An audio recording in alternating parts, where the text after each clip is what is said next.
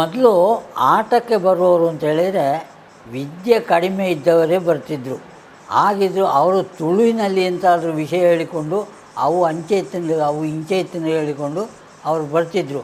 ಮತ್ತು ಆಟ ಉಂಟು ಅಂತಾಗುವಾಗ 6 ಗಂಟೆಗೆ ಮೊದಲೇ ರಂಗಸ್ಥಳದ ಬುಡಕ್ಕೆ ಹೆಣ್ಮಕ್ಕಳು ಇಲ್ಲದ್ರೆ ಮಕ್ಕಳು ಗಂಡಸರು ಎಲ್ಲ ಬಂದು ಕೂತ್ಕೊಳ್ತಿದ್ದರು ಯಾವಾಗ ಆಟ ಶುರು ಆಗ್ತದೆ ಅಂತೇಳಿ. ಅದು ಆಟ ಶುರುವಾಗೋದು ಅಂತೇಳಿದರೆ ಅಲ್ಲಿ ಚೌಕಿ ಪೂಜೆ ಆದ ಕೂಡಲೇ ಇಲ್ಲಿ ಕೋಡಂಗಿ ವೇಷ ಕಟ್ಟು ವೇಷ ಅದೆರಡು ಬರ್ತದೆ. ಅದನ್ನು ನೋಡ್ತಾ ನೆಗಾಡಿಕೊಂಡು ಇರ್ತಿದ್ರು. ಮತ್ತು ಆವ ಹಾಗೆ ಕುಣಿದ ಇವ ಹೀಗೆ ಕುಣಿದ ಆ ಕುಣಿಯುವ ದೃಶ್ಯವನ್ನು ನೋಡಿ ಅವರವರೇ ಮಾತಾಡಿಕೊಂಡಿದ್ದರು. ಅಂತೂ ಆಟಕ್ಕೆ ಹೋಗುವಾಗ ಪ್ರತಿಯೊಬ್ಬರಿಗೂ ಕೂಡ ಆ ಹುಮ್ಮಸ್ಸು ಇರ್ತಿತ್ತು. ಇನಿ ಆಟ ಉಂಡಿಗೆ ನಂಗೆ ಪೋಡು ಹೇಳಿ ಅವರು ಮಾತಾಡಿಕೊಂಡು ಆವಾಗ ಹಣ ಬಹಳ ತಾಪತ್ರೆ ಇತ್ತು. ಒಂದು 4 ಆಣೆಗೆ ಒಂದು ನೆಲ, 4 ಮೊದಲು ಆಣೆ ಲೆಕ್ಕ ಎಲ್ಲ ಇತ್ತು.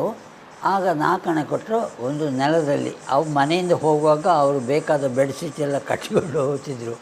ಅದನ್ನೇ ಬಿಡಿಸಿ ನೆಲದಲ್ಲಿ ಕೂತ್ಕೊಳ್ತಿದ್ರು. ಇನ್ನು ಚೇರಿಗೆ ಟೆಂಟಿನ ಮೇಳದಲ್ಲಿ 2 ರೂಪಾಯಿ ಎರಗುವ ಚೇರು, 5 ರೂಪಾಯಿಗೆ ಮತ್ತೊಂದು ಇಸಿ ಚೇರು ಅಂತ ಇತ್ತು. ಅದು ಮರದ್ದಿ, ಅದಕ್ಕೆ ವಸ್ತ್ರ ಹಾಕಿ ಕಟ್ಟೋದು. ಆವಾಗ ಈ ಕೆಲವು ಬ್ರಾಹ್ಮಣರು ಬಹಳ ಪ್ರಾಯ ಆದವರು ಮೊದಲೇ ಹೋಗಿ ಆ ಸೀಟನ್ನು ಕಟ್ಟಿಡ್ತಾರೆ. ಯಾಕೆಂದರೆ ಅದರಲ್ಲಿ ಬೇರೆಯವರು ಕೂತ್ಕೊಳ್ಳೋದು ಬೇಡ ಅಂಥೇಳಿ. ಹಾಗೆ ಹೋಗಿ ಕೂತ್ಕೊಂಡು ಬೆಳಗಿನವರೆಗೆ ಆಟ ನೋಡಿದವರು ಇದ್ದಾರೆ. ಈಗ ಕಾಲಮಿತಿ ನಿಮಗೆ ಗೊತ್ತಾಗ್ತಲ್ಲ, ಅದು ಎಂಥ ವೇಷ ಬಂತ ಎಂಥ ವೇಷ ಹೋಯ್ತು ನಮಗೆ ಗೊತ್ತಾಗೋದಿಲ್ಲ. ಯಾವುದು ಚಿತ್ರ ನೋಡಿ ಇಂಥ ವೇಷ ಬಂತು ಅಂತ ಹೇಳೋದು ಅಷ್ಟೇ. ಅಲ್ಲದೆ ಮೊದಲು ಹಾಗೆ ಅಲ್ಲ, ಇಷ್ಟು ಸಮಯದಲ್ಲಿ ಇಂತಹ ವೇಷ ರಂಗಸ್ಥಳಕ್ಕೆ ಬರಬೇಕು ಅಂತ ಒಂದು ನಿರ್ಣಯ ಇತ್ತು. ಈಗ ದ್ವಿಮತ್ಮೆಯಲ್ಲಿ ಚಂಡಮಂಟ್ರ ಅಂತ ಹೇಳುವ 4 ಗಂಟೆಗೆ ಚಂಡಮಂಟ್ರ ಪ್ರವೇಶ ಆಗಲೇಬೇಕು. 5:45 ಆಯಿತು, ಅಲ್ಲಿಗೆ ಚಂಡಮಂಟ್ರ ವಧೆ ಆಯಿತು, ಅಲ್ಲಿಗೆ ಶುಂಭ ನಿಶುಂಭರದ್ದು ಪ್ರವೇಶ ಆಗ್ತದೆ. ಹಾಗೆ ಆಟ ಅಂತ ಹೇಳಿದರೆ 6 ಗಂಟೆ 6:30 ಗಂಟೆಯವರೆಗೂ ಬೆಳಿಗ್ಗೆ ಆಟ ಆಗಿಕೊಂಡಿತ್ತು. ಈಗ ಒಂದು ಅರ್ಧ ಗಂಟೆ ಕೂತ್ಕೊಳ್ಳಿಕ್ಕೆ ಮನುಷ್ಯರಿಗೆ ಇದು ಸಹಿಸಿಕೊಳ್ಳಿಕ್ಕೆ ಆಗೋದಿಲ್ಲ. ಆವಾಗ ಆಟ ಅಂತ ಹೇಳಿದರೆ ಬಹಳ ಮನಸ್ಸಿಗೆ ಒಂದು ನೆಮ್ಮದಿಯನ್ನು ಕೊಟ್ಟು ಮನುಷ್ಯರನ್ನು ಒಂದು ರೀತಿ ಕೊಂಡೋಗ್ತಿತ್ತು. ಇನ್ನು ಮೊದಲ ಭಾಗವತರು ಅಂತ ಹೇಳಿದರೆ 1ನೇ ಭಾಗವತರು ದೊಡ್ಡ ಬಲಿಪರು ಅಂತ ಇದ್ದರು. ಬಲಿಪ ಭಾಗವತರು ಅವರ ಹೆಸರು ನಾರಾಯಣ ಬಲಿಪರು ಅಂತ. ದೊಡ್ಡ ಶರೀರ ಅವರದ್ದು, ಒಂದಿಷ್ಟು ಚೆಂಡಿ ಇತ್ತು. ಅವರು ಒಂದು ಪದ್ಯ ಹೇಳಿದರೆ 5 ಕಿಲೋಮೀಟ್ರು ಕೇಳಿಕೊಂಡಿರ್ತಿತ್ತು. ಅವರು ಸ್ವರ ತೆಗೆದರು ಅಂತ ಹೇಳಿದರೆ ಅದು ಎಲ್ಲಿವರೆಗೂ ಕೇಳುವ ರೀತಿಯಲ್ಲಿತ್ತು. ಅದರಿಂದ ಮತ್ತೆ ಗೋಪಾಲಕೃಷ್ಣ ಬಲಿಪರು ಅಂತ ಆಯಿತು. ಅವರು ಅಜ್ಜ ತೀರಿ ಹೋದ ನಂತರ ಇವರು ಹೆಸರಿಗೆ ಬಂದರು. ಮತ್ತೆ ಬಲಿಪರು ಪ್ರಸಾದ ಬಲಿಪರ ಅವರು ತೀರಿಕೊಂಡರು. ಆದರೆ ಆ ಶೈಲಿ ಬಲಿಪರದ್ದೇ ಇವರಿಗೂ ಇತ್ತು. ಯಾವ ಕ್ರಮದಲ್ಲಿತ್ತು, ಯಾವ ದಾಟಿಯಲ್ಲಿ ಹೇಳಬೇಕು ಅದು ಹೇಳಿಕೊಂಡಿದ್ದರು. ಈಗಲೂ ಒಬ್ಬರು ಬಲಿಪರು ಕಟೀಲುಮಳ್ಯದಲ್ಲಿ ಇದ್ದಾರೆ. ಪ್ರಸಾದ ಬಲಿಪರ ಅಣ್ಣನ ತಮ್ಮನ, ಅದು ಸರಿ ಗೊತ್ತಿಲ್ಲ ನನಗೆ ಅಂತ. ಅವರ ಪದ್ಯ ಅದೇ ರೀತಿಯಲ್ಲಿ ಉಂಟು. ಇನ್ನು ಕಂಬಳಿ ಭಾಗವತರು ಅಂತ ಒಬ್ಬರಿದ್ದರು. ಅವರು ಪೈಯೊಳಿಕೆಯವರು. ಅವರ ಪದ್ಯ ಅಂತ ಹೇಳಿದರೆ ಅವರು ಬಹಳ ವೀಕ್ನೆಸ್ ಇದ್ದರು. ಆದರೂ ಪದ್ಯ ಹೇಳುತ್ತಾ ಬಹಳ ಒಂದು ಮನಸ್ಸಿಗೆ ನೆಮ್ಮದಿಯನ್ನು ಕೊಡುವ ರೀತಿಯಲ್ಲಿ ಹೇಳಿಕೊಂಡಿದ್ದರು. ಇನ್ನು ಪುತ್ತಿಗೆ ಜೋಯಿಸರಂತ ಇದ್ದರು. ಅವರ ಒಂದು ಕ್ರಮ ಬೇರೆ. ಅವರು ನಚ್ಚೆ ಇಳಿಯೋದು ಅಂತ ಹೇಳಿದರೆ ಒಂದಿಷ್ಟು ಬೇಕು ಬೆಳಿಗ್ಗೆ ಆಗುವಾಗ. ಆ ಒಂದು ಪದ್ಯ ಆಗಿ ಒಂದು ಸಲ ನಚ್ಚೆ ಎಳಿಬೇಕು. ಅದು ಎಳೆಯದಿದ್ದರೆ ಇವರಿಗೆ ಕಂಠವೇ ಸುಖ ಇಲ್ಲ. ಆ ರೀತಿಯಲ್ಲಿ ಅವರ ಭಾಗವತಿಗೆಗೂ ನಾನು ವೇಷ ಮಾಡಿದ್ದೇನೆ. ಅವರನ್ನು ನಾನು ಅವರ ಮನೆಗೆ, ಅವರದು ಕೇರಳ ಎಂಥ ಅಲ್ಲಿಗೆ ಹೆಸರುಂಟು. ಅವರ ಮತ್ತೆ ಇವರು ಅವರ ಮಗನ ಹೆಸರು ಧರ್ಮಸ್ಥಳದಲ್ಲಿ ರಘುರಾಮ್ ಭಾಗವತರು ಎಂಥದೇ ಹೆಸರಿತ್ತು. ರಘುರಾಮ್ ಅಲ್ಲ, ಹೌದು ರಘುರಾಮ ಹೊಳ್ಳ ಅಂಥೇಳಿ ಅವರ ಮಗ. ಆದರೆ ಆವಾಗ ಇವರು ಜೋಯಿಸರದ್ದು ಪದ್ಯ ಅಂತೇಳಿ ಅದೊಂದು ಕ್ರಮವೇ ಬೇರೆ. ಅದು ಆ ಕಂಠ ಬಿಡುವ ಒಂದು ಹ ಹ ಹ ಹ ಅಂತೇಳಿ ಒಂದು ಕೇಳುವಾಗ ಬಹಳ ದೂರದವರೆಗೆ ಕೇಳಿಕೊಂಡಿತ್ತು. ಅವರನ್ನು ನಾನು ಮೇಳಕ್ಕೆ ಕರ್ಕೊಂಡೋಗಿದ್ದೇನೆ. ಕೆಲವು ದಿವಸ ನಮ್ಮ ಮೂಲ್ಕಿ ಮೇಳದಲ್ಲಿರುವಾಗ ಅವರು ಪದ್ಯಕ್ಕೆ ಬಂದಿದ್ದಾರೆ. ಅವರ ಶರ್ಟು ಅಂತ ಹೇಳಿದರೆ ಕಪ್ಪು, ಬಿಳಿ ಒಂದು ಟೋಪಿ, ಹೀಗೆಲ್ಲ ಅವರ ಡ್ರೆಸ್ಸು. ಅವರು ಬಂದ ಕೂಡಲೇ ಒಂದು ನೆಗಾಡುವ ಕ್ರಮ, ಯಾರನ್ನು ನೋಡಿದರೂ ಎಲ್ಲರನ್ನು ನೋಡಿ ಒಮ್ಮೆ ಬೆನ್ನು ತಟ್ಟಿ ಬಿಡುವಂತಹ ಕ್ರಮ ಅವರದ್ದು. ಹಾಗೆ ಅವರನ್ನು ಅವರ ಭಾಗವತಿಗೂ ವೇಷ ಮಾಡಿದ್ದೇನೆ. ಇನ್ನು ಕುರಿಯ ಗಣಪತಿ ಭಟ್ರು ಅಂತೇಳಿ ಇದ್ದಾರಲ್ಲ ಭಾಗವತರು, ಮೊದಲನೇ ವೇಷ ನನ್ನದು, ಅವ್ರದ್ದು ಮಹಿಷಾಸುರ, ನಂದು ದೇವಿ. ಅದು ಮಿತ್ರನಡಕ, ಕರೋಪಾಡಿ ಗ್ರಾಮದಲ್ಲಿ ಮಿತ್ರನಡಕದಲ್ಲಿ. ಅವರಿಗೂ ಈಗ ಮರ್ತೋಗಿದೆ ಏನೋ, ನನಗೆ ಈಗಲೂ ನೆನಪುಂಟು. ನಂದು ದೇವಿ, ಅವರದ್ದು ಮಹಿಷಾಸುರ. ಅಗರಿ ಭಾಗವತರ ಪದ್ಯ. ನರಸಿಂಹಭಟ್ರು ಚೆಂಡೆಯವರು, ಅವರು ಚೆಂಡೆ ಬಾರಿಸಿಕೊಂಡಿದ್ದರು. ಅವರು ಚೆಂಡೆ ಅಂತೇಳಿದರೆ ಈ ಕೈ ಅಲುಗಾಡದ ರೀತಿಯಲ್ಲಿ ಎರಡು ಕೈಯಲ್ಲಿ ಚೆಂಡೆ ಬಾರಿಸಿಕೊಂಡಿದ್ದರು. ಅದಕ್ಕೆ ಚೆಂಡೆ ನರಸಿಂಹಭಟ್ರು ಅಂತಲೇ ಅವರ ಹೆಸರು. ಅದನ್ನು ಆಗ ಆ ದೇವಿ ಮಾಡಿದ ನಾನು. ಅಲ್ಲಿ ಸುಮಾರು ದೊಡ್ಡ ಗಣ್ಯ ವ್ಯಕ್ತಿಗಳಿದ್ದರು. ಅವರೆಲ್ಲ ಬಂದು ನನಗೆ ತುಂಬ ಆಶೀರ್ವಾದ ಮಾಡಿದ್ದಾರೆ. ಅದು ಆ ವಿಷಯವನ್ನು ಕೇಳುವಾಗ ಮನಸ್ಸಿಗೆ ಬೇಸರ ಆಗ್ತದೆ. ಮುಗುಳಿ ರಾಮಭಟ್ರು ಅವರು ದೊಡ್ಡ ಶ್ರೀಮಂತರು. ಹಾಗೆ ಕುರಿಯ ಅಪ್ಪಣ್ಣಿ ಭಟ್ರು ಅಂತೇಳಿ ವಿಠಲ ಶಾಸ್ತ್ರಿಗಳ ತಂದೆಯವರು, ಅವರು ಹಾಗೆ ಆಟಕ್ಕೆಲ್ಲ ಬಂದಿದ್ದಾರೆ. ಯಾಕೆಂತೇಳಿದರೆ ಗಣಪತಿ ಭಟ್ರ ಮಹಿಷಾಸುರನ್ನು ನೋಡಲಿಕ್ಕೆ ಅವರು ಬಂದಿದ್ದಾರೆ. ಕೆಲಸ ಮಾಡಿದ್ದಾರೆ, ಒಳ್ಳೆ ಕೆಲಸ ಮಾಡಿದ್ದಾರೆ ಅವರು. ಆ ವೇಷ ಅವರದ್ದು ಮೊದಲನೇ ವೇಷ. ಅದಕ್ಕೆ ಮೊದಲು ಅವರು ವೇಷವೂ ಮಾಡಲಿಲ್ಲ, ಮತ್ತು ಇವು ವೇಷ ಮಾಡಲಿಲ್ಲ. ಮತ್ತು ಭಾಗವತಿಗೆ ಸಣ್ಣ ಶಾಲೆಗಳಲ್ಲಿ ಹರಿಗತೆ ಮಾಡಿಕೊಂಡಿದ್ದರು, ಮತ್ತು ಈ ಭಾಗವತಿಗೆ ಮಾಡಿದರು. ಹಾಗೆ ಮತ್ತು ಕಟೀಲು ಮೇಳಕ್ಕೆ ಭಾಗವತಿಗೆ ಹೋದರು. ಆದರೆ ಕ್ರಮ ಎಲ್ಲ ಒಳ್ಳೆಯದುಂಟು, ಸಿಟ್ಟು ಬರೋದು ಬೇಗ ಅವರಿಗೆ. ಈ ಸ್ವಲ್ಪ ಹೆಚ್ಚು ಕಡಿಮೆ ಆದರೆ ರಂಗಸ್ಥಳದಲ್ಲಿ ಬೈಲಿಕ್ಕೆ ಶುರು ಮಾಡ್ತಾರಂತೆ. ನಾನು ಅವರ ತಿರುಗಾಟದಲ್ಲಿಲ್ಲ, ಹಾಗಿದ್ದರೂ ಹೇಳಿಕೊಂಡಿದ್ದರು ಎಲ್ಲ. ಆ ಕ್ರಮದಲ್ಲಿ ಹೀಗೆ ನಡ್ಕೊಂಡಿತ್ತು. ಇನ್ನು ಅದರಲ್ಲಿ ಕರ್ನಾಟಕ ಮೇಳದಲ್ಲಿ ಮಂಡೇಚರು ಅಂತ ಇದ್ದರು. ಅವರ ಮೇಳದ ತಿರುಗಾಟದಲ್ಲಿ ನಾನು ವೇಷ ಮಾಡದಿದ್ದರೂ ಅವರ ಪದ್ಯಕ್ಕೆ ನಾನು ತಲೆ ತೂಗುತ್ತಾ ಇದ್ದೆ. ಯಾಕೆಂತೇಳಿದರೆ ಅದು ಸಂಗೀತದ ಕ್ರಮದಲ್ಲಿ ಬಹಳ ಒಳ್ಳೆಯ ಇಂಪಾಗಿ ಹಾಡಿಕೊಂಡಿದ್ದರು. ಆ ಕ್ರಮ ಹಾಡುವವರು ಈಗ ಯಾರೂ ಇಲ್ಲ. ಅಂಥ ಮಂಡೇಚರು ಅವರು ಸಿರಿಯೋದ್ರು ಅಂತ ಹೇಳುವ, ಮತ್ತು ಅದರ ವಿಷಯ ಹೇಳಲಿಕ್ಕೆ ಏನಿಲ್ಲ. ಹಾಗೆ ಅಂಥೇಳಿ ಎಷ್ಟೋ ಮಂದಿಗಳು ಭಾಗವತರು ಇದ್ದಾರೆ. ಇನ್ನು ಕಾಳಿಂಗನವರಿದ್ದು ಅವರ ಆಟ ನೋಡಿದ್ದೇನೆ. ಅವರ ಇದು ಆಟಕ್ಕೆ ವೇಷ ಮಾಡಲಿಕ್ಕೆ ಹೋಗಲಿಲ್ಲ. ಇಡಗುಂಜಿ ಮೇಳದಲ್ಲೇ ನಾನು ವೇಷಕ್ಕೆ ಹೋಗಿದ್ದೆ. ಆವಾಗ ಇಡಗುಂಜಿ ಮೇಳದಲ್ಲಿ ಅದೇ ದೊಡ್ಡ ದೊಡ್ಡ ವೇಷದವರು ಅಂದರೆ ಶಿವರಾಮ ಹೆಗ್ಡೆ ಮತ್ತು ಮಹಾಬಲ ಹೆಗ್ಡೆ, ಅವರು ದೊಡ್ಡ ವೇಷದವರು. ಅವರು ಸಾಧಾರಣ ಒಂದು 80-85 ವರ್ಷ ಆಗುವಾಗ ಕೌರವ ಮಾಡುವುದನ್ನು ನಾನು ನೋಡಿದ್ದೇನೆ. ಗದಾಯುದ್ಧದ ಕೌರವ. ಹೀಗೆ ಮೊಳಂಪೂರಿ ಕೂತುಕೊಂಡು ಬಣ್ಣ ಬಳಿಯೋದು, ಕೂತ್ಕೊಳ್ಳಿಕ್ಕೆ ಆಗುವುದಿಲ್ಲ ಅವರಿಗೆ. ಆದರೂ ರಂಗಸ್ಥಳಕ್ಕೆ ಬಂದರು ಅಂತ ಆಗುವಾಗ ಅದು ಗೊತ್ತೇ ಆಗಲಿಕ್ಕಿಲ್ಲ. ಅಂಥ ಕ್ರಮದಲ್ಲಿ ವೇಷ ಮಾಡಿಕೊಂಡಿದ್ದರು. ಆವಾಗ ನೋಡಿದ್ದೇನೆ ನಾನು. ಅವರು ಅಷ್ಟು ಪ್ರಾಯದಲ್ಲಿ ಆ ವೇಷ ಮಾಡೋದು ಅಂತ ಹೇಳಿದರೆ ಬಹಳ ವಿಶೇಷ. ಆ ಕ್ರಮದಲ್ಲಿ ಹಾಗೆ ನಡ್ಕೊಂಡಿತ್ತು. ಮತ್ತು ಇಡಗುಂಜಿ ಮೇಳ ಅರ್ಧದಲ್ಲಿ ನಿಂತಿತ್ತು ಅಂತ ಹೇಳುವ. ಈಗ ಎಲ್ಲಿಯಾದರೂ ಒಂದು ಸೆಟ್ಟು ಬೇಕು ಅಂತಾದರೆ ಕರೆದ್ರೆ ಬರ್ತದೆ. ಹಾಗೆ ಅದು ಸೆಟ್ಟು ಮಾಡಿಕೊಂಡು ಬರೋದು, ಮೇಳ ಅಂತ ಇಲ್ಲ. ಒಂದು ವರ್ಷ ಇವರು ಶ್ರೀಧರರಾವ್ ಕುಬಣೂರು ಅವರು ಕೂಡಲು ಮೇಳ ಮಾಡಿದರು. ಆದರೆ ಏನು ಮಾಡೋಣ, ಅವರ ದುರ್ದೈವ ಅವರಿಂದ ಮುಂದೆ ಹೋಗ್ತಿತ್ತು. ಶನಿಗ್ರಾಚಾರ ಆ ಮೇಳವನ್ನು ಪೂರೈಸಿಕೊಂಡು ಹೋಗಲಿಕ್ಕೆ ಆಗಲಿಲ್ಲ. ಮತ್ತು ಹಣದ ಒತ್ತಡ ಬೇಕಲ್ಲ. ಒಂದು ಸಂಘ ಸಂಸ್ಥೆ ಒಂದು ಮೇಳ ಸೆಟ್ಟು ಮಾಡೋದಿದ್ದರೆ ಅಷ್ಟು ಸುಲಭದಲ್ಲಿಲ್ಲ. ಒಬ್ಬ ವೇಷದವ ಕೇಳಿದಷ್ಟು ಹಣ ಕೊಡಬೇಕು ಆವಾಗ, ಇಲ್ಲದ್ರೆ ಅವ ಮತ್ತೆ ಕತ್ತಲೆಗಾಗೋ ಅವನು ಹುಡುಕಿಕೊಂಡು ಹೋದರೂ ಸಿಕ್ಕುವುದಿಲ್ಲ. ಆ ಕಾಲದಲ್ಲಿ ಹಾಗೆ ಇತ್ತು. ಸಂಬಳ ಕಡಿಮೆ ಆವಾಗ. ಅದೇ ನಾನು ಹೇಳಿದಲ್ಲ, 3 ದಿನಕ್ಕೆ 3 ರೂಪಾಯಿಯಲ್ಲಿ ನಾವು ದಿನ ತೆಗೆದವರು. ಇನ್ನು ಸೌಕೂರು ಮೇಳ ಅಂತ ಒಂದಿತ್ತು. ಅದು ತಿಮ್ಮಪ್ರೈ ಅಂತ, ಪುತ್ತಿಗೆ ತಿಮ್ಮಪ್ರೈ ಅಂತ ಹೇಳಿದ್ದು ಕೇಳಿರ್ಬೋದು. ಅವರು ಮೇಳ ಮಾಡಿದ್ದು. ಅವರು ಕಡೆಗೆ ಮೇಳಕ್ಕೆ ಬರಲಿಕ್ಕೆ ಆಗಲಿಲ್ಲ. ಅವರು ಬರಲಿಕ್ಕೆ ಅಂದರೆ ಅದೇ ಹಣದ ತಾಪತ್ರೆ. ಯಾರೊಬ್ಬರು ಕೇಳಿದರೂ ಹಣ ಕೊಡುವ ಕ್ರಮವೇ ಇಲ್ಲ. ಆವಾಗ ಕಚೇರಿಪೇಟೆಯಲ್ಲಿ ವೇಷದವರಿಗೆಲ್ಲ ಹಸಿವೆಯಲ್ಲಿ ನಿಂತುಕೊಳ್ಳಿಕ್ಕೂ ಕೂತ್ಕೊಳ್ಳಿಕ್ಕೂ ಆಗಲಿಲ್ಲ. ಆವಾಗ ನನ್ನ ಹತ್ರ ಒಂದು ಸ್ವಲ್ಪ ಹಣ ಇತ್ತು. ಆವಾಗ ಈ ಗೆಣಸುಂಟಲ್ಲ, ಅದನ್ನು ಬೇಯಿಸಿ ಅಲ್ಲಲ್ಲಿ ಮಾರಾಟ ಮಾಡಿಕೊಂಡಿದ್ದು. 5 ಕಿಲೋ ಆ ಗೆಣಸನ್ನು ತೆಗೆದುಕೊಂಡು ಅವರಿಗೆಲ್ಲ ಹಂಚಿದ್ದೇನೆ ನಾನು. ಯಾಕಂತೇಳಿದ್ರೆ ಹಸಿವೆ ಅಂತೇಳಿದರೆ ಎಲ್ರಿಗೂ ಒಂದೇ ಅಲ್ವ.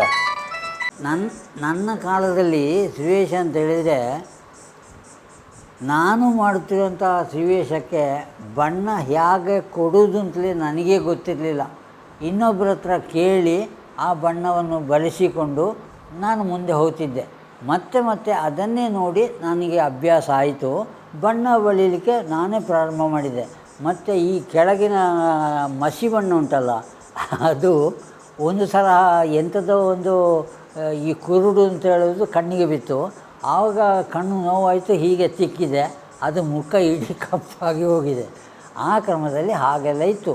ಮತ್ತು ಯಾವ ವೇಷಕ್ಕೆ ಯಾವ ರೀತಿಯ ಬಣ್ಣ ಬಳಿಬೇಕೋ ಅದನ್ನು ನಾನು ಮಾಡಿಕೊಂಡಿದ್ದೆ.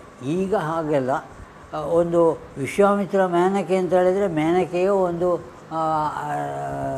ಸ್ವರ್ಗಲೋಕದಲ್ಲಿ ರಂಭೆ, ಊರ್ವಶಿ, ಮೇನಕೆ, ತಿಲೋತ್ತಮೆ ಅಂತ ಹಾಗೆ ಇಲ್ವ, ಅದೇ ಕ್ರಮದಲ್ಲಿ ಒಂದು ಮೇನಕೆ ಮಾಡಿಕೊಂಡು ಬರ್ತಾರೆ, ಆಪು ಸೀರೆ ಹಾಕಿಕೊಂಡು. ಆಗ ನಾವು ಹಾಗಲ್ಲ, ಸರಿಯಾದ ಸೀರೆ ಉಟ್ಟುಕೊಂಡು ಸರಿಯಾದ ಕ್ರಮದಲ್ಲಿ ಬಂದು ದೇವೇಂದ್ರನಿಗೆ ವಂದನೆ ಮಾಡಿ ಹೇಳಿದಲ್ಲಿಗೆ ವಿಶ್ವಾಮಿತ್ರನ ಬಳಿಗೆ ಹೋಗೋದು. ಅದಕ್ಕೆ ಮೊದಲು ಮನ್ಮಥ ಬಂದು ಬಾಣ ಪ್ರಯೋಗ ಮಾಡ್ತಾನೆ. 4 ಬಾಣ ವಿಶ್ವಾಮಿತ್ರನಿಗೆ, 1 ಬಾಣ ಇವಳಿಗೆ ಮೇನಕೆಗೆ. ಆ ಬಾಣ ಪ್ರಯೋಗ ಮಾಡಿದ ಕೂಡಲೇ ಇವರ ಚಲನವಲನ ಅದು ಚೇಂಜ್ ಆಗ್ತದೆ. ಆವಾಗ ನಮಗೆ ಅವರು ಯಾವ ರೀತಿ ಮಾಡ್ತಾರಂತೆ ನನಗೆ ಹೇಳಲಿಕ್ಕೆ ಬರೋದಿಲ್ಲ. ಅದು ಒಂದು ಸೆರಗು, ಅದನ್ನು ಜಾರಿಸಿ ಬಿಡುವುದು, ಕಾಲಿನಲ್ಲಿ ಗೀಚು ಹಾಕುವುದು, ಗೆಜ್ಜೆಯ ಸ್ವರ ಕೇಳ್ತದೆ. ಹಾಗೆಲ್ಲ ಅದನ್ನು ಮಾಡಿದವಾಗ ಇವರಿಗೆ ಗೊತ್ತಾಗ್ತದೆ ಇವಳ ಮನಸ್ಸು ಚೇಂಜ್ ಆಯಿತು ಅಂತ. ಆವಾಗ ವಿಶ್ವಾಮಿತ್ರ ನೋಡಿ ಮರಳುಗೊಳಿಸುವುದಕ್ಕೆ ಪ್ರಾರಂಭ ಮಾಡ್ತಾನೆ. ಅಷ್ಟರೊಳಗೆ ನಾವು ರಂಗಸ್ಥಳದಲ್ಲಿ ಈಚೆ ಆಚೆ ಓಡಿಕೊಂಡಿರ್ತಿದ್ದೆವು. ಮತ್ತು ಮಾತಾಡೋದು ಅಂತೇಳಿದ್ರೆ ಕೈ ತಟ್ಟಿ ಸನ್ನೆ ಮಾಡ್ತಿದ್ದರು. ಮತ್ತು ಇವಳ ಒಪ್ಪಿಗೆ ಉಂಟು ಅಂತಾದರೆ ಮತ್ತೆ ಮಾತಾಡಲಿಕ್ಕೆ ಶುರು ಮಾಡ್ತಿದ್ರು.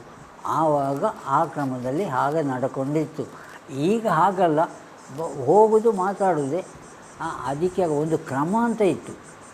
ಅದು ನಮಗೆ ಅಗರಿ ಭಾಗವತರು ಮತ್ತು ವಿಠ್ಠಲ ಶಾಸ್ತ್ರಿಗಳು ಸ್ವಲ್ಪ ಹೆಚ್ಚು ಕಡಿಮೆ ಆದರೆ ಬಡೀತಿದ್ರು. ಆ ಕ್ರಮ ಇತ್ತು ನಮ್ಮದೇ. ಅದು ಈ ಸೆರಗನ್ನು ಜಾರಿಸೋದು ಅಂತ ಹೇಳಿದರೆ ನೋಡಿ, ಹೀಗೆ ಸೆರಗು ಹಾಕಿದ್ದನ್ನು ಆ ಖಂಡನ ಮುನಿಪ ದುಂಡ ಕುಚಗಳ ಅಂತ ಹೇಳಿ ಒಂದು ಪದ್ಯ ಉಂಟು. ಆವಾಗ ಹೀಗೆ ಮಾಡಬೇಕು ನಾವು.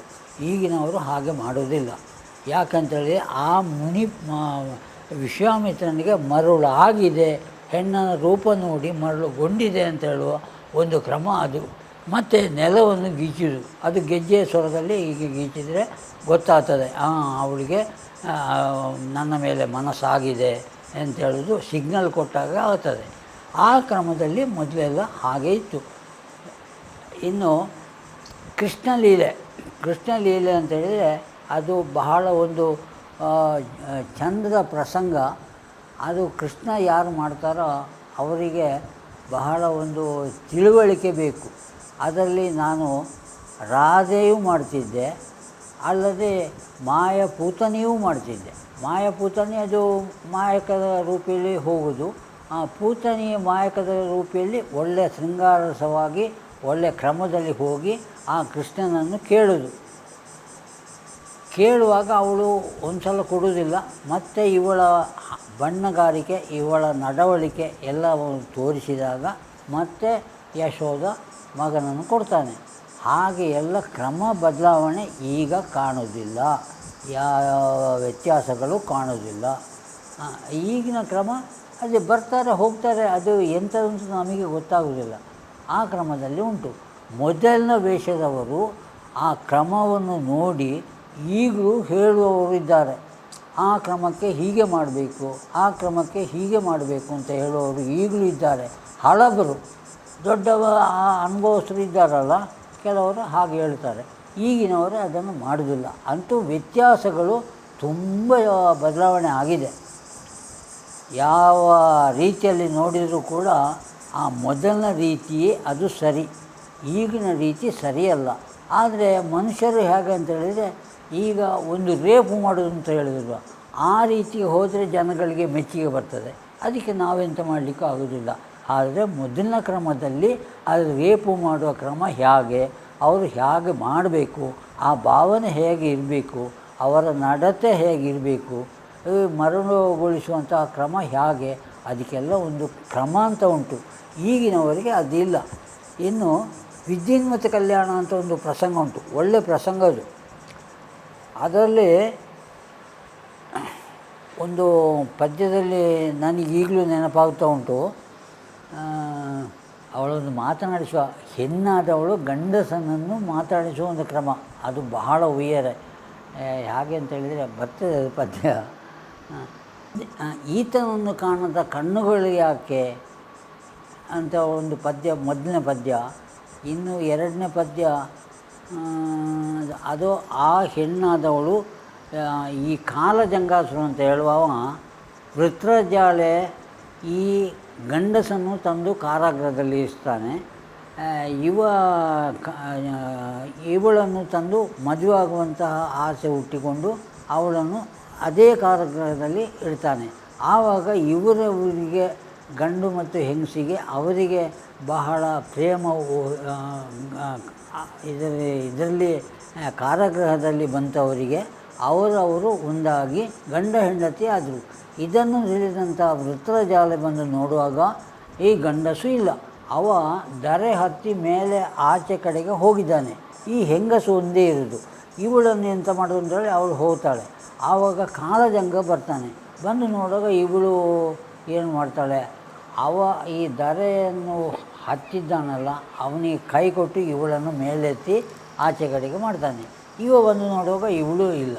ಆವಾಗ ಅವನಿಗೆ ಕೋಪ ಹೊರತು ಬಂದು ಏನೆಲ್ಲ ಗಲಾಟೆ ಮಾಡಿ ಹೋಗ್ತದೆ. ಅಂತೂ ಇವರು ಗಂಡ ಹೆಂಡತಿ ಆದರು.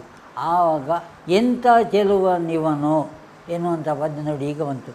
ಎಂಥ ಚೆಲುವನು ಇವನ ಕಾಣದ ಕಣ್ಗಳು ಯಾಕೆ. ಮತ್ತಿನ ಪದ್ಯ ಅದು ನೆನಪು ಮಾಡಿದರೆ ಒಂದೊಂದು ಬರ್ತದೆ.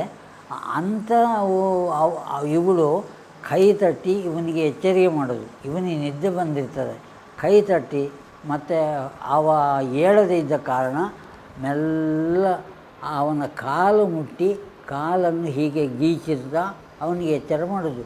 ಆವಾಗ ಒಂದೇ ಸಲ ಹೇಳುವಾಗ ಇವನಿಗೆ ಭ್ರಮೆ ಆಗ್ತದೆ, ಇದು ಎಲ್ಲಿಂದ ಬಂತು, ನಾನು ಎಲ್ಲಿದ್ದೇನೆ, ನನ್ನನ್ನು ಯಾರು ಇಲ್ಲಿ ತಂದು ಹಾಕಿದ್ದು. ಆವಾಗ ಅವಳೇ ಮಾತನಾಡ್ತಾಳೆ, ಹೀಗೆ ನನ್ನನ್ನು ತಂದು ಹಾಕಿದ್ದಾರೆ, ನಿಮ್ಮನ್ನು ತಂದು ಹಾಕಿದ್ದು ಆ ಕಾಲಜಂಗಾಸುರ, ನಾವು ಇಲ್ಲಿ ಇರಬಾರ್ದು, ಇದ್ದರೆ ಅವ ಖಂಡಿತ ಬಿಡುವುದಿಲ್ಲ ಅಂಥೇಳಿ ಈ ಕಾಲಜಂಗಾಸುರ ಅವಳು ಮಲಗಿದಂತಹ ಮಂಚ ಸಮೇತ ಹೊತ್ತುಕೊಂಡು ಬರೋದು. ಅದು ನೋಡಲಿಕ್ಕೂ ಬಹಳ ಚೆಂದ ಉಂಟು. ಇಷ್ಟು ದೊಡ್ಡ ಮಂಚ ಹಾಕೋದು, ಮಂಚದಲ್ಲಿ 2 ಜನ ಹೊತ್ತುಕೊಂಡು ಬರೋದು, ಆಗ ತಂದು ರಂಗಸ್ಥಳಕ್ಕೆ ಇಳಿಸೋದು. ಆವಾಗ ಅಂಥ ಕ್ರಮ ಎಲ್ಲ ಈಗ ಎಲ್ಲಿ ಉಂಟು ಹೇಳಿ.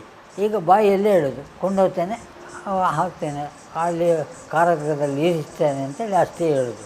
ಮೊದಲು ಹಾಗಲ್ಲ. ಆ ಸಿನೇರಿ ಉಂಟಲ್ಲ, ಅದು ಕ್ರಮವತ್ತಾಗಿ ಇರಬೇಕು. ಆ ಕ್ರಮದಲ್ಲಿ ಇತ್ತು.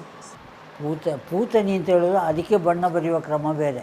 ಪೂತನಿ ಹಾಗೆ ಅದು ಹೀಗೆ 3 ನಾಮ, ಅದೇ ಕುಂಕುಮದ ನಾಮ ಹಾಕಿ ಬಿಳಿ ಬಣ್ಣ ಅದಕ್ಕೆ ಸೈಡಿಗೆ ಎಳೆದು ಅದು ಆ ಪೂತಣಿಯ ಬಣ್ಣ ಅಂತ ಅದರಲ್ಲಿ ಗೊತ್ತಾಗಬೇಕು. ಈಗ ಶೂರ್ಪಣಖಿ ಬಣ್ಣ ಹೇಗೆ ಅಂತೇಳಿ ಗೊತ್ತಾಗ್ತದೆ, ಹಾಗೆ ಇದರಲ್ಲಿ ಗೊತ್ತಾಗಬೇಕು. ಇನ್ನು ಕೆಲವು ಶ್ರೀಬಣ್ಣ ಅಂತಲೇ ಬೇರೆ ಉಂಟು. ಅದಕ್ಕೆ ಒಂದೊಂದು ವೇಷಕ್ಕೆ ಒಂದೊಂದು ಕ್ರಮದ ಬಣ್ಣ ಉಂಟು. ಈಗ ಹೀಗೆಲ್ಲ ಒಟ್ಟು ಬಣ್ಣ ಬರ್ತದೆ. ಕೆಲವು ವೇಷಕ್ಕೆ ಹೀಗೂ ಬರೀತಾರೆ, ಮುಖ ಕಾಣದಾಗೆ ಹೀಗೆ ಅಡ್ಡ ಹಾಕಿ ಎಂಥದೋ ಒಂದು ಹೆಸರು ಹೇಳ್ತಾರೆ ಅದಕ್ಕೆ. ಅದು ಮೊದಲು ಹಾಗಲ್ಲ. ಸ್ವಲ್ಪ ಬಣ್ಣ ಬರೆಯುವಾಗ ಹೆಚ್ಚು ಕಡಿಮೆ ಆದರೆ ಭಾಗವತರು ಬಂದು ಆವಾಗಲೂ ಹೇಳ್ತಾರೆ, ಇದು ಎಂಥ ಬಣ್ಣ ನಿಂದು ಅಂತೇಳಿ. ಆಗ ಶ್ರೀನಿವಾಸರ ಭಾಗವತರ ಒಟ್ಟಿಗೆ ತಿರುಗಾಟ ಮಾಡಿದಂತಹ ವ್ಯಕ್ತಿಯೊಬ್ಬ ಅವ ಯಾವತ್ತೂ ಎಲ್ಲಿಗೂ ತಿರುಗಾಟ ಮಾಡಲಿಕ್ಕೆ ಸಮರ್ಥ ಅಂತ ಹೇಳಿಕೊಂಡಿದ್ದರು. ಆ ರೀತಿ ಮತ್ತು ಅವರು ಪುಸ್ತಕ ಹೇಳುವಾಗ ಪುಸ್ತಕ ನೋಡೋ ಕ್ರಮವೇ ಇಲ್ಲ. ಆ ಪದ್ಯ ಆವಾಗಲೇ ಅವರಿಗೆ ಬರ್ತದದು, ಎಲ್ಲಿಂದ ಬರ್ತದೆ ದೇವರಿಗೆ ಗೊತ್ತು. ಎಲ್ಲಿಗೆ ಆ ಪದ್ಯಗಳು ಬೇಕೋ ಆ ಪದ್ಯವನ್ನು ಅಲ್ಲಿಯೇ ಹೇಳ್ತಾರೆ ಅವರು. ಅವರ ಹತ್ರ ಮಾತನಾಡಿದ್ದೇನೆ, ಮತ್ತು ಅವರು ರಾಜ್ಯ ಪ್ರಶಸ್ತಿಗೆಲ್ಲ ಒಪ್ಪಿಕೊಂಡಿದ್ದಾರೆ. ನಾವು ಮಾಡ್ತೇವೆ, ಆವಾಗ ನಿಮಗೆ ಕರೆ ಕಳಿಸ್ತೇವೆ, ನೀವು ಬರಬೇಕು ಅಂತ ಹೇಳಿದ್ದಾರೆ. ವೀರಪ್ಪ ಮೊಯ್ಲಿಗ, ಅದೇ ಅವರು ಬಂದಾವಾಗ ಮಾತನಾಡಿದ್ದೇವೆ. ಅಲ್ಲೇ ಹೊರಗೆ ಬಂದು ಮಾತನಾಡಿ ಎಲ್ಲ ಹೇಳಿದ್ದಾರೆ ಅವರು, ನಿಮಗೆ ಕರೆ ಕಳಿಸ್ತೇವೆ, ನೀವು ಬರಬೇಕು ಅಂತ ಹೇಳಿದ್ದಾರೆ. ಅಲ್ಲಿ ಕಲಾವಿದರು ಸುಮಾರು ಮಂದಿಗಳಿದ್ದರು. ಅವರು ಎಲ್ಲ ವ್ಯವಸ್ಥೆ ಇಲ್ಲಿಯೇ ಇತ್ತು, ಊಟ ಮತ್ತು ಮಲಗಲಿಕ್ಕೆ ಸ್ಥಳ, ಸ್ನಾನ ಮಾಡಲಿಕ್ಕೆ ಎಲ್ಲ ಇಲ್ಲಿಯೇ ಇತ್ತು. ನಾನು ಇಲ್ಲಿ ಹತ್ತಿರ ಅಲ್ಲ ಕನ್ಯಾನ, ಮನೆಗೆ ಹೋಗಿ ಬರ್ತಿದ್ದೆ. ಆದರೆ ಎಲ್ಲ ಕ್ರಮ ಇತ್ತು. ಆವಾಗ ಬಡಗು ತಿಟ್ಟು ತೆಂಕು ತಿಟ್ಟು ಎರಡೂ ಇತ್ತು. ಅದು ನೆನಪುಂಟ ನಿಮಗೆ? ತೆಂಕು ತಿಟ್ಟು ಬೇರೆ, ಬಡಗು ತಿಟ್ಟು ಬೇರೆ. ಪದ್ಯಕ್ಕೆ ಅವರು ನಾಟ್ಯ ಯಾವ ರೀತಿಯ ಕ್ರಮ ಉಂಟೋ ಅದನ್ನು ಅಲ್ಲಿ ತೋರಿಸೋದು, ಪದ್ಯ ಹೇಳಿದ ರೀತಿಯಲ್ಲಿ ಅವರು ತೋರಿಸೋದು ಕ್ರಮ.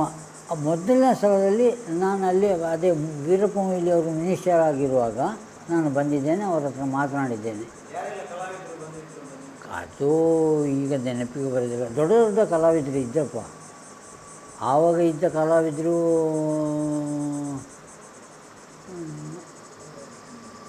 ಬಣ್ಣದ ಬಳಿಗೆ ಇದ್ದರು, ಮತ್ತು ವಿಟ್ಲ ರಾಮಶೆಟ್ರು ಅಂತ ಇದ್ದರು, ಆಳಿಕೆ ರಾಮಶೆಟ್ರು ಇದ್ದರು, ಮತ್ತು ಉಂಟು ಹೇಳ್ತೇನೆ.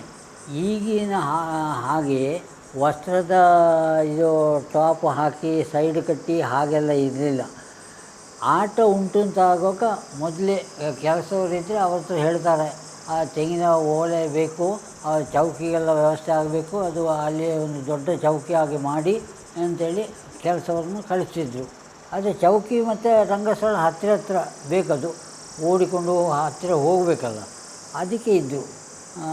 ಆಗ ಅಷ್ಟೇ, ಈ ತೆಂಗಿನ ಮರದ ಗರಿ ಒಳ್ಳೆ ಉಂಟಲ್ಲ, ಅದನ್ನು ಸೈಡಿಗೆಲ್ಲ ಕಟ್ಟೋದು, ಕಟ್ಟಿ ಎಲ್ಲ ಒಂದು ದಾರಿ ಹೋಗ್ಲಿಕ್ಕೆ ಒಂದು ಬಿಡ್ತಾರೆ, ಅದರಲ್ಲೇ ಹೋಗಬೇಕು. ಮತ್ತು ಆವಾಗ ಇದು ಜೋಡಾಟ ಅಂತ ಹಾಕಿಕೊಂಡಿತ್ತು, ಅದು ನಿಮಗೆ ನೆನಪುಂಟಾ?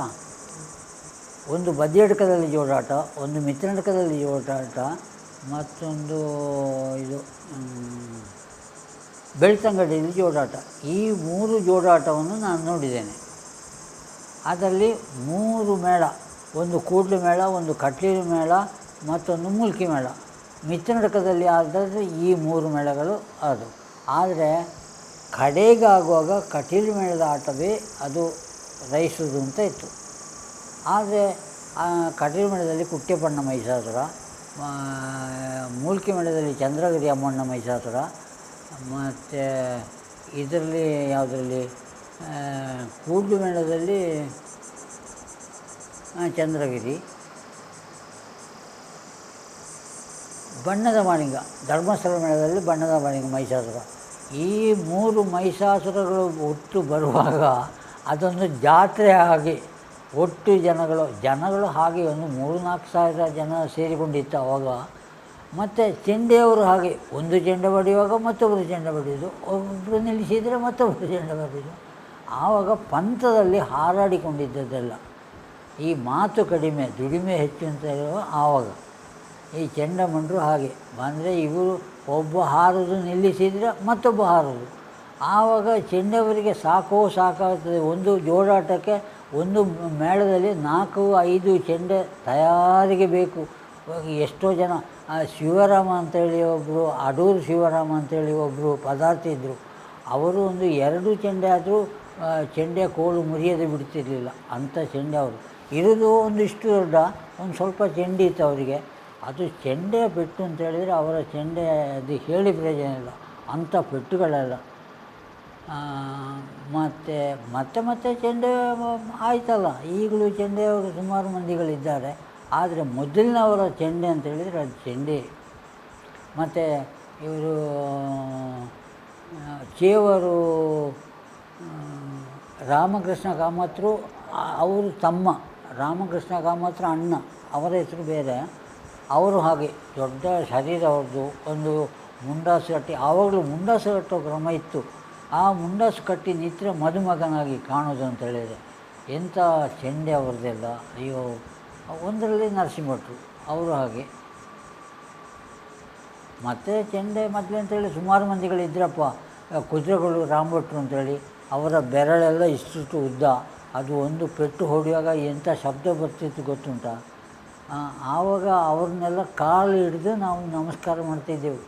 ಅವರು ಇಷ್ಟು ಸ್ವಲ್ಪ ಆಳಂಬ ಉದ್ದ ಜಾಸ್ತಿ ಇದ್ದರು, ಆದರೂ ಬಹಳ ಪೆಟ್ಟವ್ರದ್ದು. ಅವರ ಪೆಟ್ಟು ನೋಡಿ, ಈಗ ನಾಡಿದ್ದು ಸುಬ್ರಹ್ಮಣ್ಯ ಭಟ್ರು ಇದ್ದಾರಲ್ಲ ಮಾಂಬಾಡಿ, ಅವರ ಹತ್ರ ಕೆಲವು ಪೆಟ್ಟುಗಳು ಉಂಟು, ಕುದುರೆಗೌಡರು ರಾಮಭಟ್ರದ್ದು. ಹಾಗೆ ಕೆಲವೆಲ್ಲ ಅದು ಸರಿ. ಈಗ ಹೆಂಗಸರೇ ಹೆಣ್ಣುಗಳೇ ವೇಷ ಮಾಡ್ತಾರೆ, ಆದರೆ ನಾವು ಹಾಗಲ್ಲ.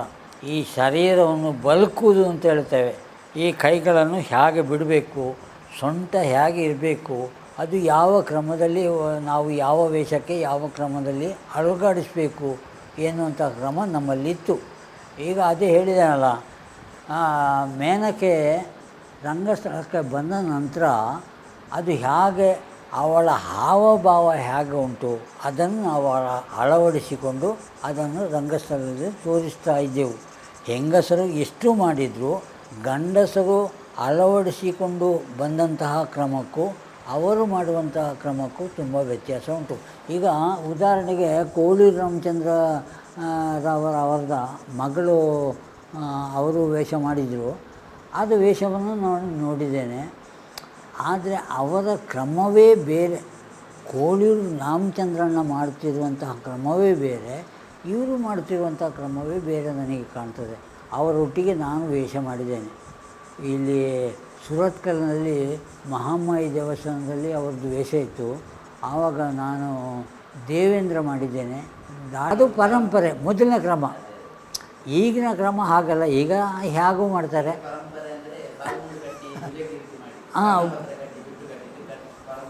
ಹೌದು, ಆದರೆ ಅದು ನಿಜವಾದ ಪರಂಪರೆ ಅಲ್ಲ ಅದು. ಅದಕ್ಕೆ ನಾವು ಒಪ್ಪುವುದಿಲ್ಲ. ಯಾಕೆಂತೇಳಿದರೆ ನಾವು ಮೊದಲು ಕಂಡದ್ದು ಹಾಗೆ, ಮೊದಲಿನ ಕ್ರಮ ಹೇಗಿತ್ತು ಅದನ್ನು ನೋಡಿದವಾಗ ನಮಗೆ ಗೊತ್ತಾಗ್ತದೆ. ಇಂಥ ವೇಷಕ್ಕೆ ಇಂತಹ ಕ್ರಮ ಉಂಟು ಅಂತೇಳಿ ಅದು ಗೊತ್ತಾಗ್ತದೆ. ಆವಾಗ ನಾವು ಇದು ರಾಮ ಹೌದು, ಇದು ಲಕ್ಷ್ಮಣ ಹೌದು ಅಂಥೇಳಿ. ಮತ್ತು ಕಿರೀಟ ಕಟ್ಟಿದ ವೇಷಕ್ಕೆ ಅದು ಒಂದು ಕ್ರಮವೇ ಬೇರೆ. ಅದಕ್ಕೂ ಬಾಲ್ಮೂಡು ಕಟ್ಟಿ ಅದು ಕಚ್ಚೆ ಹಾಕಿ, ಇದು ಕಚ್ಚೆ ಹಾಕಲಿಕ್ಕಿಲ್ಲ. ಹಾಗೆ ಒಂದು ವಿಷಯ, ಕರ್ಗಲ್ಲು ಸುಬ್ಬಣ್ಣ ಭಟ್ರು ಅಂತೇಳಿ ಬಹಳ ಹೆಸರು ಗಳಿಸಿದಂತಹ ದೇವಿ ಪಾತ್ರದಲ್ಲಿದ್ದರು. ಅವರು ಈಗಿನವರು ತಿರುಗುವುದು ಮಾತ್ರ ಅಲ್ಲ, ಕಚ್ಚೆ ಹಾಕಿ ಕುಣಿತಿದ್ರಂತೆ ಅವರು. ಅದು ಒಂದು ಸಲವೇನೋ ನಾನು ನೋಡಿದ್ದೇನೆ. ಅವರು ಇಡೀ ಸೀರೆಯನ್ನು ಕಚ್ಚೆ ಹಾಕಿ ಅದರ ಮೇಲೆ ನೆರಿ ಕಟ್ಟಿ ಆಗ ಹಾರಿಕೊಂಡಿದ್ರಂತೆ ದೇವಿ ಮಾಡಿ. ಆದರೆ ನನಗೆ ಸರಿಯಾಗಿ ನೋಡುವ ಸಮಯ ಸಿಕ್ಕಲಿಲ್ಲ. ಆದರೆ ಹೆಸರುವಾಸಿಯಾದಂತಹ ಆ ಕರ್ಗಲ್ಲು ಸುಬ್ಬಣ್ಣ ಭಟ್ರು ಅಂತ, ಅವರು ಸ್ವಲ್ಪ ಕಣ್ಣು ಬಿಳಿ ಬಿಳಿ ಪುಚ್ಚಗಣ್ಣು ಅಂತ ಹೇಳಿಕೊಂಡಿದ್ದರು ಅವರನ್ನು. ಈ ವೇಷದಲ್ಲಿ ದೇವಿ ಪಾತ್ರದಲ್ಲಿ ಅವಳು ಬಹಳ ದೊಡ್ಡ ವೇಷ. ಅವಳು ಮಾಮೂಲಿ ಮೊದಲನೇ ಕ್ರಮದಲ್ಲಿ ಅಲ್ಲ, ಮೊದಲನೇ ಬಣ್ಣ ಅದೇ, ಈ ಸ್ವಲ್ಪ ಲೈಟಾಗಿ ನೀಲಿ ಬಣ್ಣವೇ ಇತ್ತು. ಆವಾಗ ಬೇರೆ ಬಣ್ಣ ಚೇಂಜ್ ಆಗಲಿಲ್ಲ. ಈಗಿನವರು ಹಾಗಲ್ಲ, ರಾಮನಿಗೊಂದು ಬಣ್ಣ, ಲಕ್ಷ್ಮಣಿಗೊಂದು ಅದೇ ಬಣ್ಣವನ್ನೇ ಮಾಡ್ತಾರೆ. ಅದು ಯಾಕೆ, ಈ ಸಮಯದ ಅವರಿಗೆ ಪ್ರಜ್ಞೆ ಇಲ್ಲ, ಯಾವ ಕ್ರಮದಲ್ಲಿ ಆಗ ಹೋಗಬೇಕು ಅಂತ. ಬಂದ ಕೂಡಲೇ ಮ್ಯಾನೇಜರ್ ಹೇಳ್ತಾನೆ, ಈ ರಾಮೆಲ್ಲ ಪೌಡು ಅಲ್ಲಿ ಅದರಲ್ಲೇ ಹೋಗ್ತಾನೆ. ಹಾಗೆ ಈ ಕಾಲಮಿತಿ ಮಾಡಿ ಈ ಜೀವನದಲ್ಲಿ ಯಕ್ಷಗಾನವನ್ನು ಕೊಂದು ಬಿಟ್ಟಿದ್ದಾರೆ ಅಂತ ಹೇಳ್ತಾನೆ. ಇದು ಸತ್ಯ ಬೇಕಿದೆ. ಯಾಕೆಂತೇಳಿದರೆ, ಯಾವ ವೇಷ ಎಷ್ಟು ಕೆಲಸ ಮಾಡಬೇಕೋ ಅಥವಾ ಆ ವೇಷಕ್ಕೆ ಎಷ್ಟು ಪದ್ಯ ಉಂಟೋ ಆ ಪದ್ಯಕ್ಕೆ ಯಾವ ಕ್ರಮದಲ್ಲಿ ಹೋಗಬೇಕೋ ಆ ಕ್ರಮದಲ್ಲಿ ಈಗಿನವರು ಇಲ್ಲ. ಹೇಗೆ ಒತ್ತಡ, ಕಾಲಮಿತಿ ಅಲ್ವ, ಅವ ಬರ್ತಾನೆ ಹೋಗ್ತಾನೆ. ಮೊನ್ನೆ ಮೊನ್ನೆ ಒಂದು ಆಟ ನೋಡಿದ್ದೇನೆ ನಾನು. ಅದು ದೇವಿ ಮತ್ತೆ ಎರಡನೇ ಸೆಟ್ಟಿನಲ್ಲಿ ಬರ್ತಾರೆ. ಅವರಿಗೆ ಸಮಯ ಮೀರಿ ಹೋಗಿದೆ, ಬರ್ತಾರೆ, ಒಂದು 4 ದಿನ ನೋಡುತ್ತಾರೆ, ಹೋಗ್ತಾರೆ, ಆಯಿತು. ಮತ್ತು ಇದು ದೇವಿಯನ್ನು ನೋಡಿ ಆ ವರ್ಣನೆ ಮಾಡೋದು, ಆ ಪದ್ಯವೇ ಇಲ್ಲ, ಆ ಕ್ರಮವೇ ಇಲ್ಲ. ಆಗಿದ್ದ ಅವಸ್ಥೆ ಆಗಿದೆ, ಈಗಿನ ಕಾಲಮಿತಿ ಆಗಿದೆ. ಅದು ಇನ್ನು ಈ ಕಾಲಮಿತಿ ಹೋಗಿ ಈಗ ಅದಕ್ಕೆ ಕೋರ್ಟು ತೀರ್ಪಾಗಿದಂತೆ ಅದು ಮೊದಲನ ಕ್ರಮದಲ್ಲಿ ಬೆಳಿಗ್ಗೆಯೇ ಮಂಗಳ ಆಗಬೇಕು ಅಂತ ತೀರ್ಮಾನ ಆಗಿದಂತೆ ಬರೋ ವರ್ಷ ಏನು ಮಾಡ್ತಾರೋ ಅದು ದೇವರಿಗೆ ಗೊತ್ತು, ಹೇಳಲಿಕ್ಕೆ ಬರೋದಿಲ್ಲ. ಇದಕ್ಕೆಲ್ಲ ಕಾರಣ ಈ ದೇವಸ್ಥಾನದ ಸುತ್ತೂ ಇರುವಂತಹ ಜನಗಳೇ ಕಾರಣ. ಅದಕ್ಕೆ ಅದು ಮೊದಲೇ ಇತ್ತು. ಜನವರಿ ಅದು ನಾನು ಮಾಡುವಾಗಲೂ ನಾನು ಜನವರಿ ಆಗ್ತಿದ್ದೆ. ಅದು ಜನವರಿ ಮೊದಲೇ ಇತ್ತದು. ಈಗ ಇಂದ್ರಜಿತು ಒಂದು ವೇಷ ಮಾಡಿ ದೀಕ್ಷೆಯನ್ನು ಬಿಸುಡೆದ್ದ ಅಂತ ಹೇಳುವಾಗ ಒಂದು ಪದ್ಯ ಬರ್ತದೆ.